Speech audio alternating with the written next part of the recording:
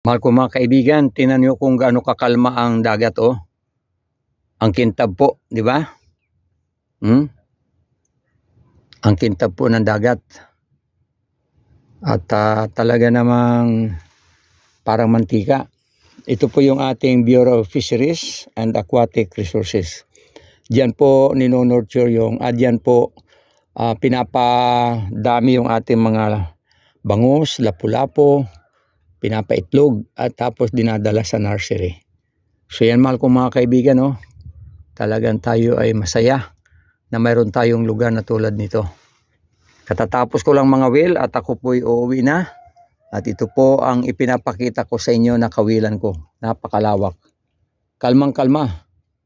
At kahit buong taon po ay ganito po ang makikita natin, walang malalaking alon. So salamat sa Panginoon. Praise the Lord. God bless you po, mahal kong mga kaibigan. Bye bye.